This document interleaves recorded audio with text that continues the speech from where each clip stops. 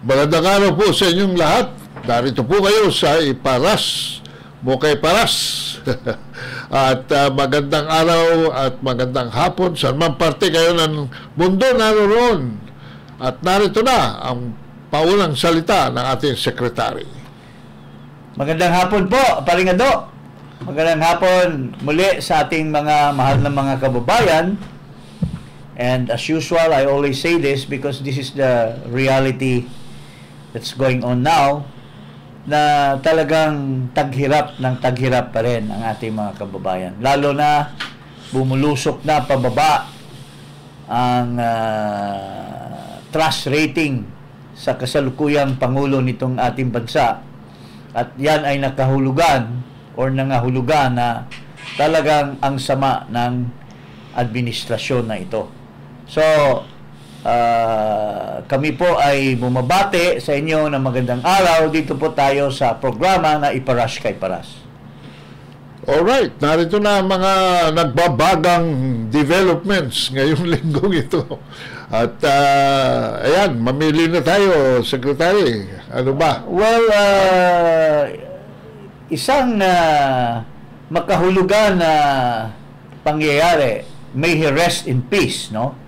Kasi, alam mo, hindi naman natin kontrolado kung kailan 56 years old. Tumigil ang buhay ng tao. Grabe. Pero for a while, itong pangalan na ito naging controversial dahil si Ginoong former Congressman Glenn Chong ay may binitawan na salita na ito daw, bago mag-eleksyon, itong pangalan na ito at may isa pang opisyal at dahil siguro sa ginawa na kababalaghan ay nagiging cabinet secretary na rin. So, sinasabi nitong ating kaibigan na Boljakera na si Ginang Marlica na base sa affidavit or sa mga salaysay ni Ginoong Glenn Chong, yung kasalukuyang unang ginang ay inaakusahan niya na nakipag-meeting sa Smartmatic bago mag-eleksyon. Walang iba kundi ang presidente mismo ng Smartmatic. At naging prominente itong pangalan nitong tao na ito na i-mention natin kasi siya daw yung alalay, ang technical support together with one cabinet secretary kasalukuyan na tumulong sa meeting ng Smartmatic at yung unang ginang. Ito, ang pangalan nito ay si Mr. Hubert Guevara na kasalukuyan ay nakaburol yata kasi kailan lamang ay naagawan na ng buhay dahil sa isang natural causes. Pero parang kini-question ni Marlica na baka hindi naman natural causes. Ito, pakinggan natin si Ginang Marlica. May nakarating sa atin, okay? Allegedly, na itong Tegi na cabinet secretary, supposedly hindi natin pag-usapan kasi take-back na nga. Okay? Pero somehow, nung narinig ko yung balita, yung informasyon, okay, na I hope ma-confirm ng kanilang pamilya ay itong Tegi na nakaraan na isa sa mga technical guys ni Lisa Ahas ay very emotional dahil from the executive department at deputy executive secretary ay tinapon siya dito sa commission as commissioner dito sa Security Exchange Commission. Okay? I'm not saying na 100% siya ay pinainom ng tsorva o whatever.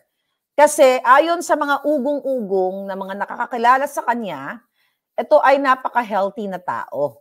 Actually, nang nakarating to sa atin mga kababayan, medyo naawa ako sa kanya. Alright? Medyo naawa ako sa kanya, sa taong ito. Di ba, binoljak-boljak natin siya. Okay? Dahil nga gusto natin magsalita siya at panindigan niya. O ibukelya niya sana yung mga nalalaman niya na si Liza Ahas ay nakipagsabwatan sa Smart Magic. Nung narinig ko ang mga katanungan, okay? Kasi sabi sa atin ng mga taong this information coming sa kanyang mga kaibigan, mga kakilala talaga. Kasi this person, mga kababayan, ay super duper healthy. At nasa prime siya ng buhay niya, 50 plus lang siya. Then, mga kababayan, all of a sudden, tinapon siya ni Lisa Smugs somewhere down the road. Okay? So ngayon, mga kababayan, okay? Ang sa akin lang ay dapat, kasi sa Amerika ganito yun eh. Kung nanonood kayo na mga, mga forensic, what do you call it? Forensic Files. Okay? I love that show. Okay, ito muna yung nakarating sa atin. Miss Maharlika, baka pwede mong itakel sa iyong vlog na tanungin mo lang, bakit ang instruction daw, okay, daw, okay, na right there and then, ipa-jornog kaagad. Ipa-jornog itong labi nitong nilalang. Alright?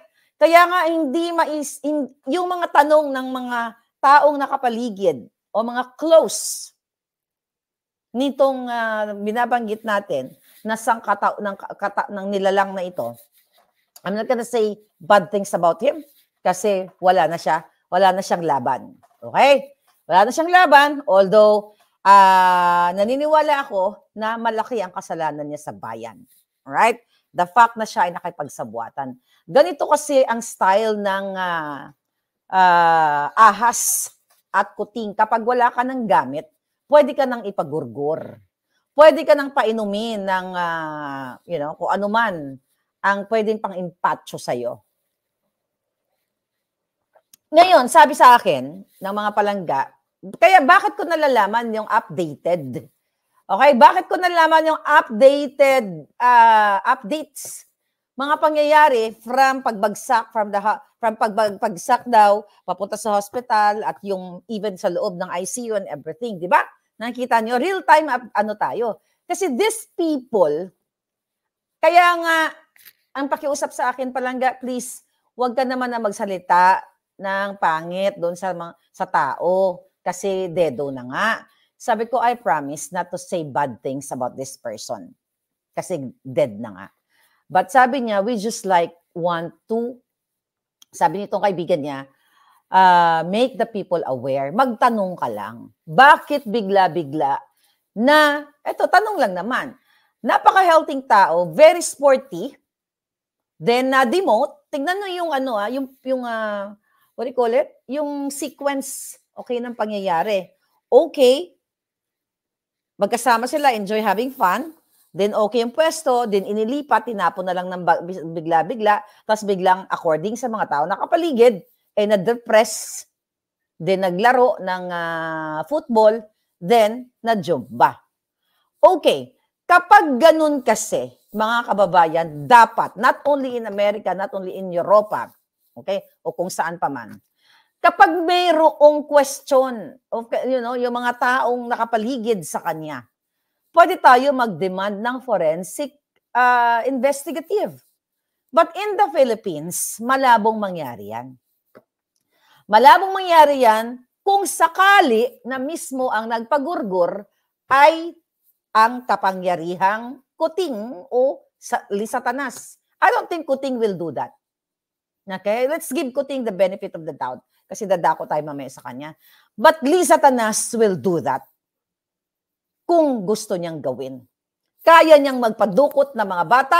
Well, how much more itong adult, kaya din niyang magpa-chorva. Magpa-lunok ng, kahit crush pa niya yan, kapag wala ng silbi, pwede niyang ipagurgor. I'm just asking, Sabi ng mga nakapaligid na updated doon sa group chat na mga kaklase nitong taong ito, na sabi ko nga, simula pagkabagsak sa ospital, ina-update nila ako at nakikiusap pa nga sila sa akin na wag mo namang nang tirahin ito. Na sabi nga noon, naligaw lang to ng landas, mabait naman to. Eh ako, syempre naman, ano bait-bait? The moment na nakipagsabuatan sa kay Lisa, walang bait-bait. But again, I will respect not respect. I will keep my mouth shut.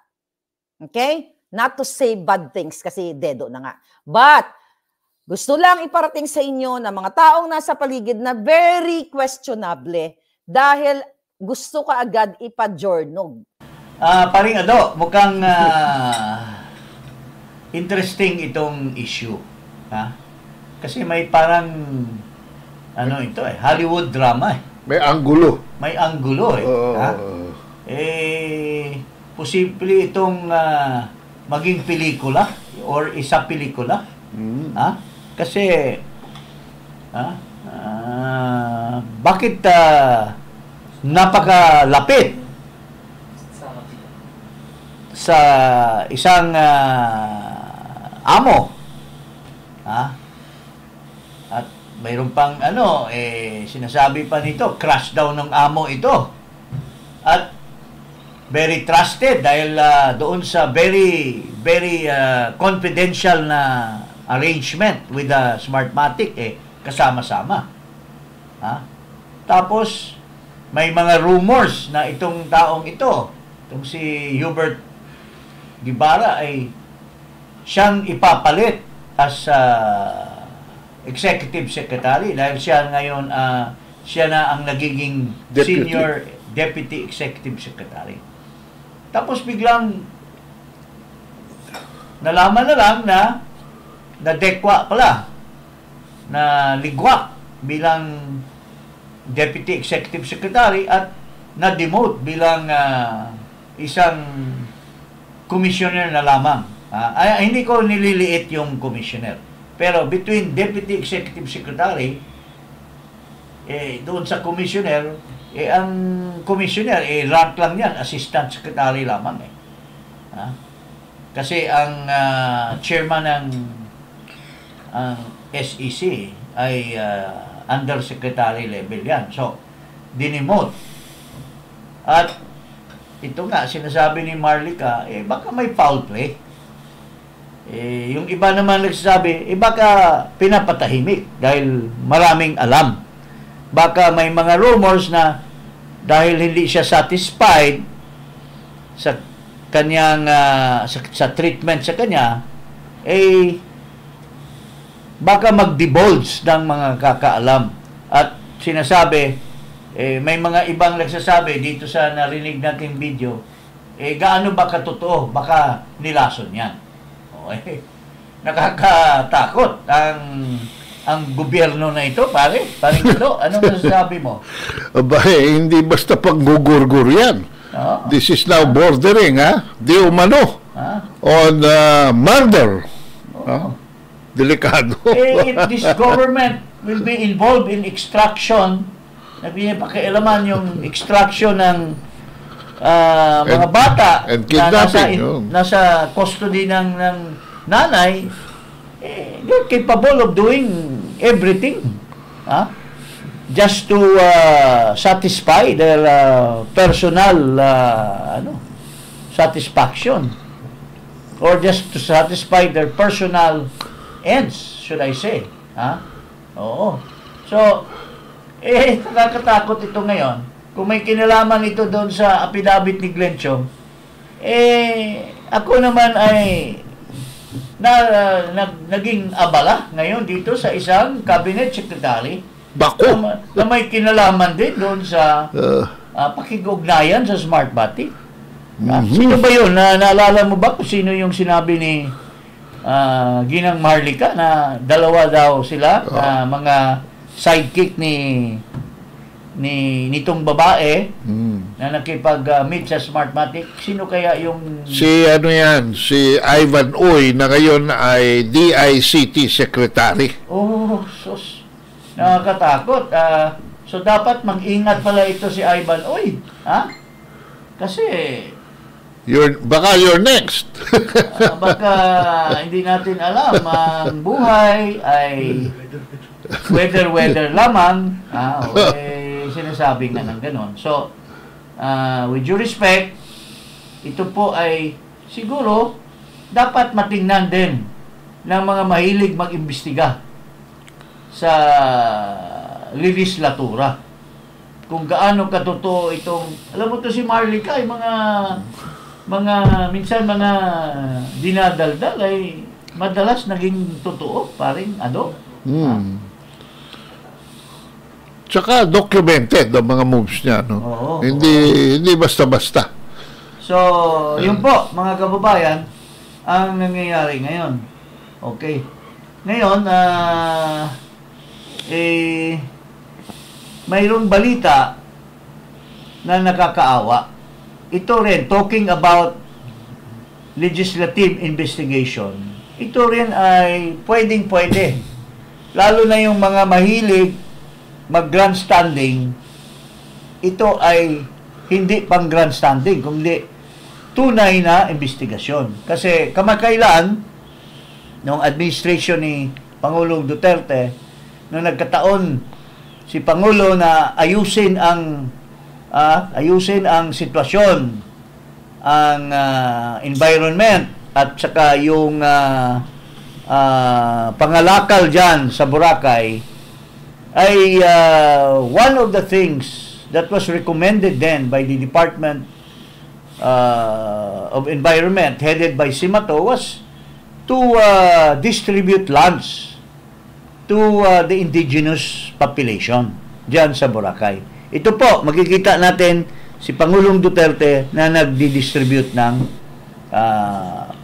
ito. President Duterte distributes lands to Aklan's indigenous peoples. Okay. President Rodrigo Roa Duterte on November 8 led the turnover of nearly 300 hectares of land in Aklan for agricultural development as he previously promised. Quote, to the agrarian reform beneficiaries from the municipalities of Buruanga, Tangalan, and Malay here in Aklan, I extend my warmest greetings to all of you as you become full-fledged owners of lands that you have been tending for the longest time.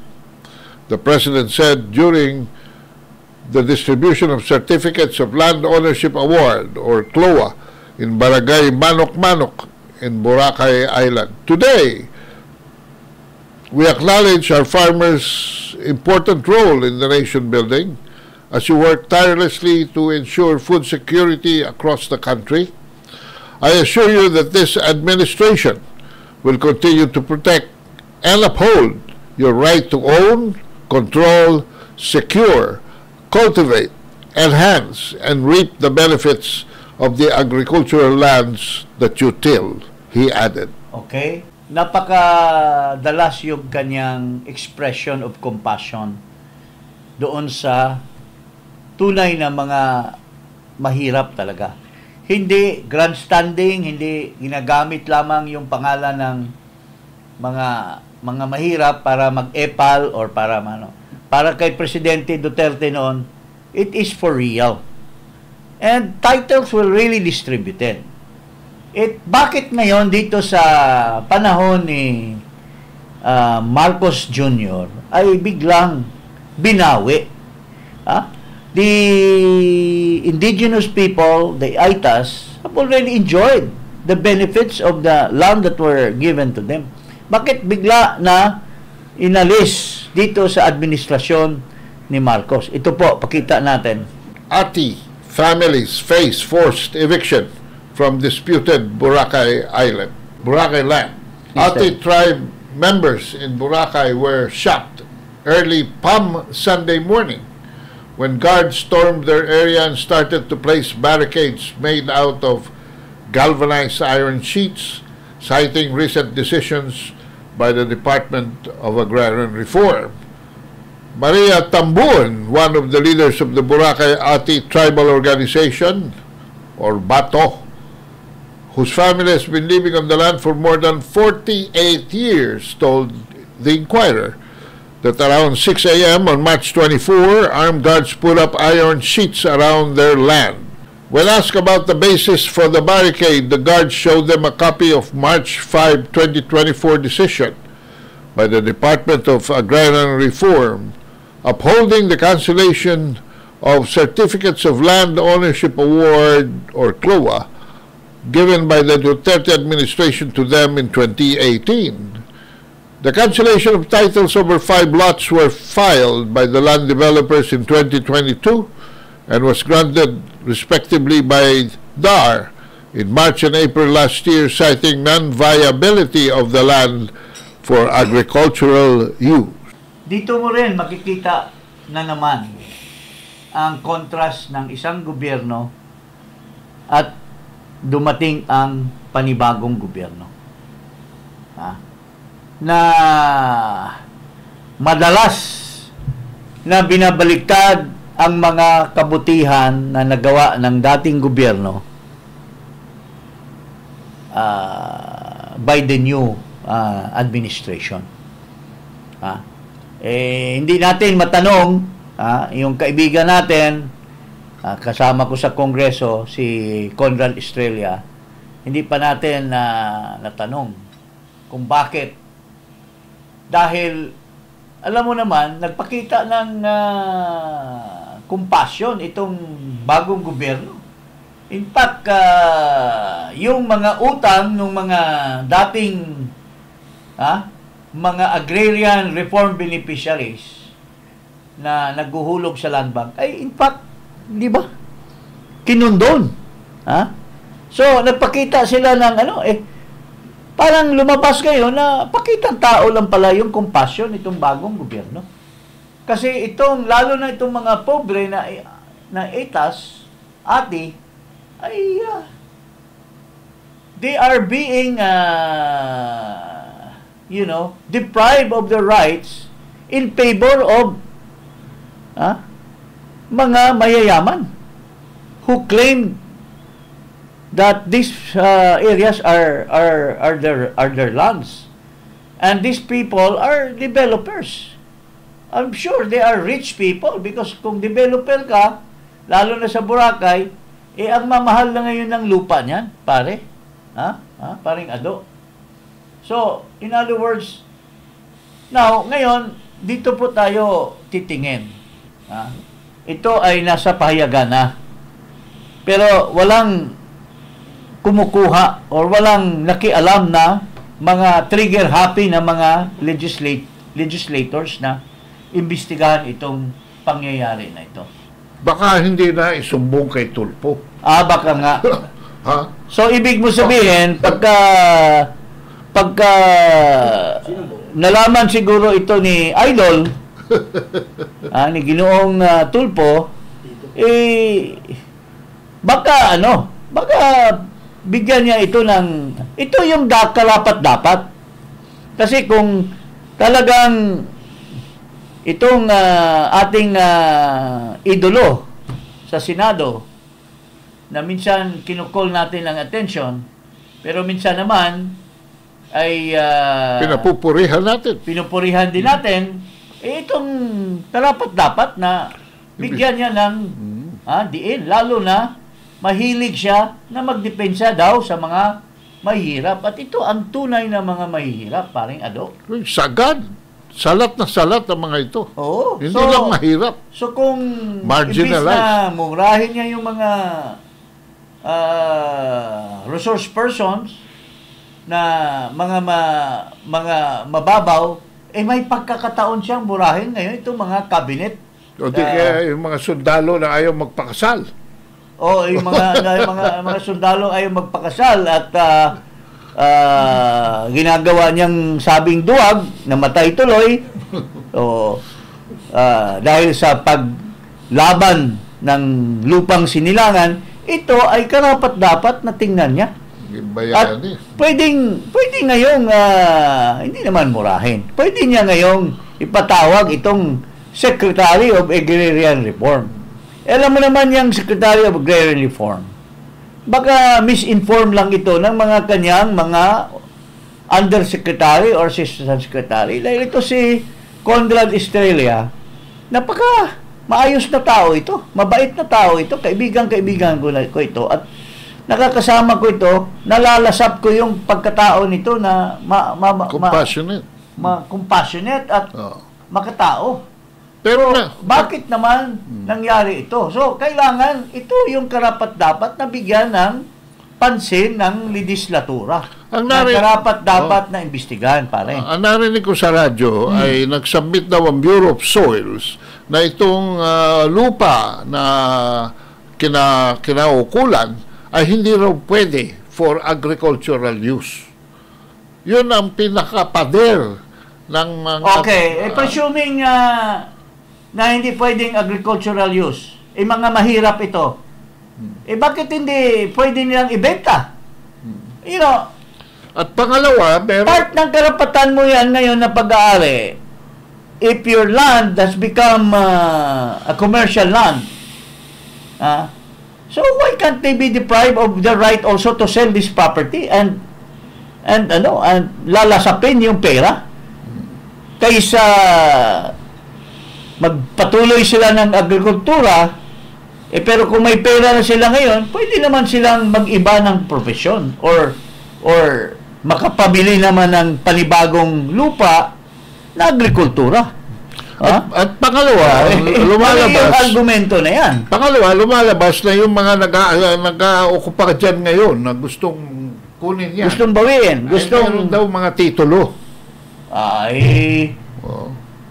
Kung may mga titulo yan, well, we cannot do anything about it. But the fact na Department of Agriculture, Department of Agrarian Reform, may pananagutan dapat.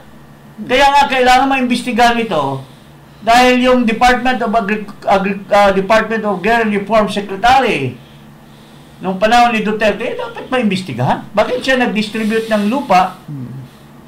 There must be people who should answer this kabulastugan na nangyayari. Para sa akin, hindi naman pwedeng mawala na lang ng karapatan ng mga AITAS dahil lamang sa kabulastugan ng mga opisyal ng gobyerno.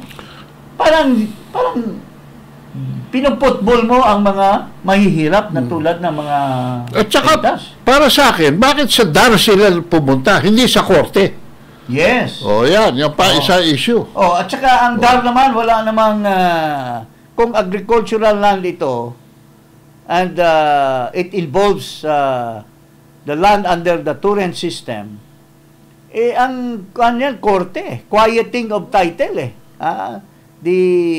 the procedure there is not, walang jurisdiction ang DAR if the land is already under the Turen system. And can a department overturn the action of a president of the country? Yes. Yan. So, ito po ang pananagutan. Yung dating secretary, cabinet secretary, at yung bagong cabinet secretary, kailangan ipatawag yan. Ito po yung karapat-dapat, nananawagan po tayo kay Idol Rapi, kay Idol Bato, kay Hontivirus, kasi mahihilig kayong magpabiktima dyan. Magpa-imbestiga. Ito po yung karapat-dapat na imbestigahan. Dahil ito po yung kailangan protektahan. Those who have less in life shall have more in law. Ika nga. So, itong issue na ito, dapat bigyan nyo ng pansin, mga senador, mga congressmen. Tulad ni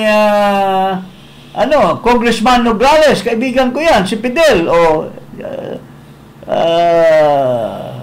yung mga ibang mga congressmen dyan, na may kinalaman tungkol sa agrarian at agriculture, dapat patulan nyo itong issue na ito at go to the bottom. Kasi kawawa naman itong mga itas at ang mga kikinabang dito, yung mga mayayaman. Di ba? Paring Ado?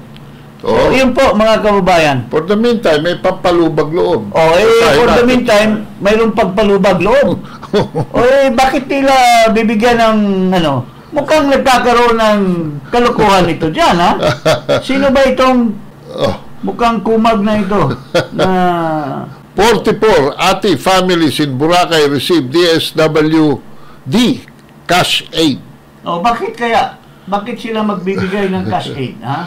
A total of 44 Ati families affected by a land dispute in Boracay Island received cash assistance from the Department of Social Welfare and Development, Field Office number 6 on Wednesday. So parang pampalubag loob lang ito para kala nila itong mga tao dahil mahirap tatanggap na lang pero yung karapatan nila ay binaliwala naman ng Department of Agrarian Reform.